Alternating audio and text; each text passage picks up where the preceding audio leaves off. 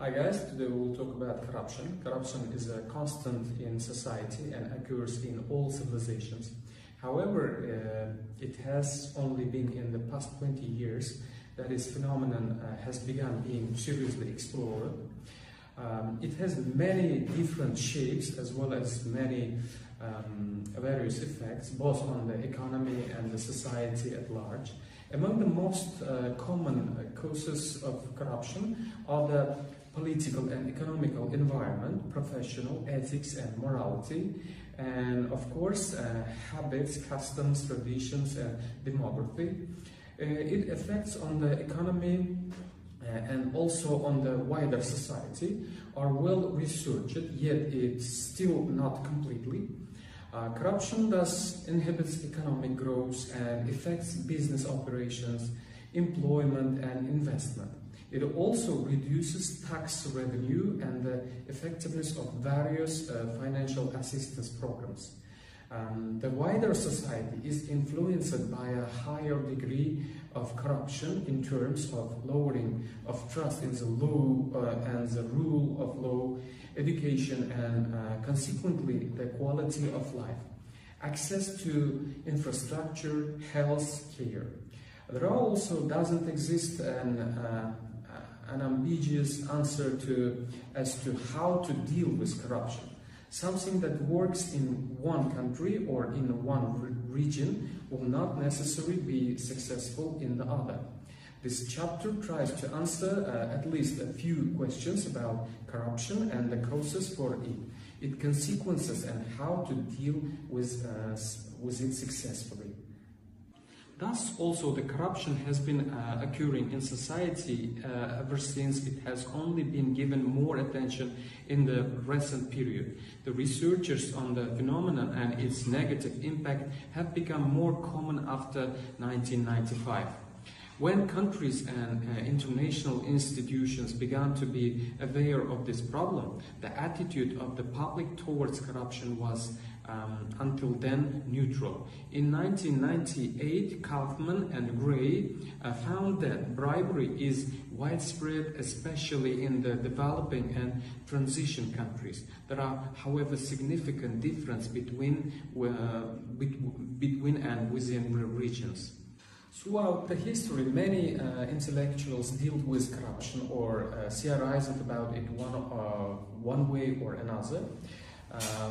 Machiavelli had a low opinion on the republics, considering them even more corrupt than other regimes, and according to him, corruption leads to moral degradation, bad education and bad faith. On the other hand, however, the great philosopher, diplomat and lawyer Sir Francis Bacon was known both for receiving bribes and taking them. When he reached the highest judicial position on England, he was caught in as many as 28 cases of accepting a bribe and defending himself before the parliament by saying that he usually accepted a bribe from both parties involved and that the dirty money therefore didn't affect his decisions. The parliament didn't accept this argument and sent him to the jail, where he spent only a few days as he was able to bribe the judge. Bribery increases transaction cost and creates insecurity in the economy. Bribery usually leads to ineffective economic results. In the long term, impedes foreign and domestic investments, relocates talents due to income, and distorts sectoral priorities and technology choices. For example, it creates incentives for contracting major defense projects or unnecessary infrastructuring projects, but doesn't encourage investments in rural specialist health clinics or preventive health care. This pushes companies into the underground outside the formal sector, weakens the state's ability to increase revenue, and leads to... This pushes companies into underground outside of the formal sector, weakens the state's ability to increase revenues and leads to ever-increasing tax rates as too little as is taken, which is levied on less and less taxpayers, consequently diminishing the state ability to provide enough public goods, including the rule of law. Bribery is unfair as it imposes a regressive tax which heavily burdens in particular commercial and service activities performed by small businesses. Corruption destroys the legitimacy of the state. Many other researchers and institutions, the World Bank Institute, the European Commission, the United Nations, and EBRD have investigated corruption and its impact on macroeconomic and microeconomic indicators through various forms of corruption, as well as its and it affects the everyday lives of people. Most studies are therefore mainly the analysis of the effect of corruption on various economic indicators such as GDP, growth, investments, employment, tax revenues, and foreign investments, or the study of various forms of corruption in relation to politics and economical environment, the research of its social conditions and various manifestations. For example, the box agrees with the negative effect and high economic, political, and social cost, and adds the corruption is not weakness of people but institutions,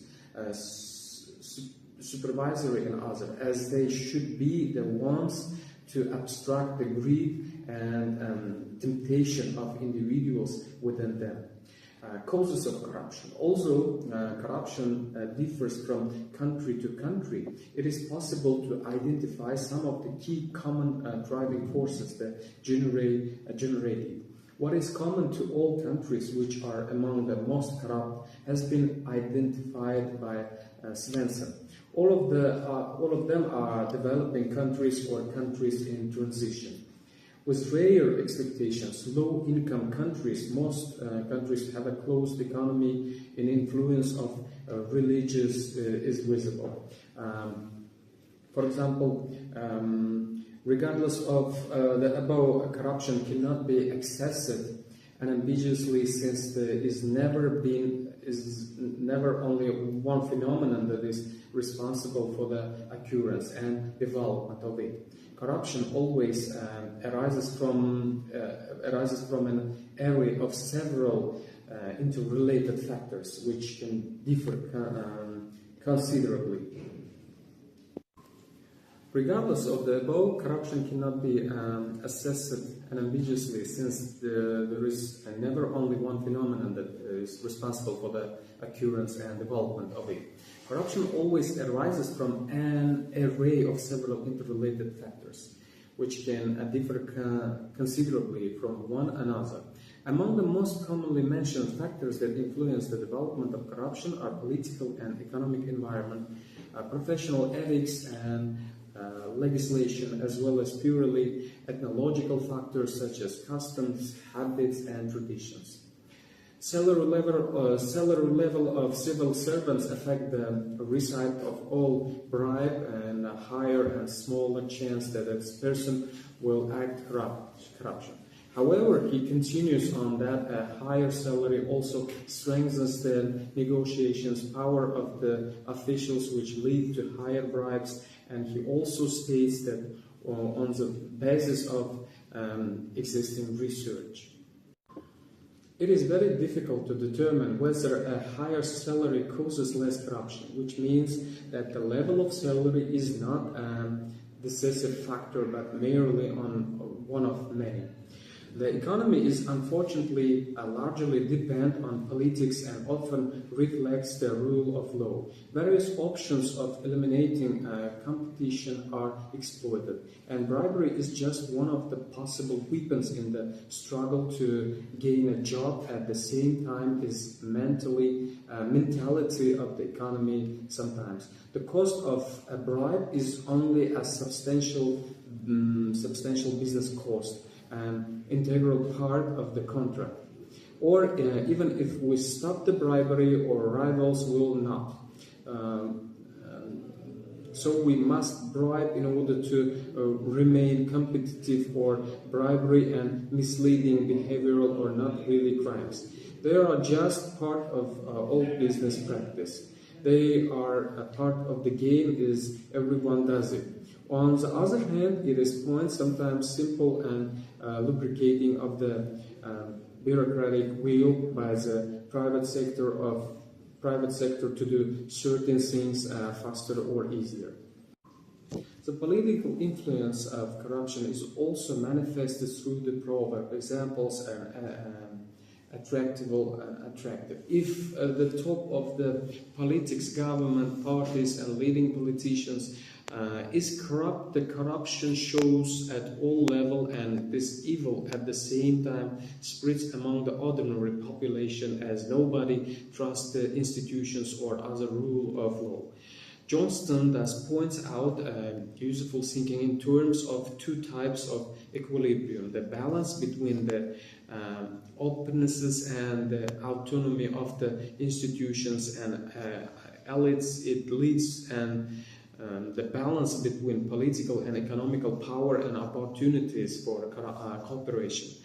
Ideally, the institutions should open to influence and feedback from different sources, yet at the same time sufficiently independent to effectively carry out their work, where the openness and independence of the institutions are balanced. The officials are accessible, but not excessively exposed to private influences. If they can make authorities' decisions while not using their power, arbitrate the corruption relatively low. But where the official power is poorly institutionalized, to expose it to private influence, and the officials' independence is reflected in excessive exploration of their power. They can do as they please. The possibility of extreme corruption is again high.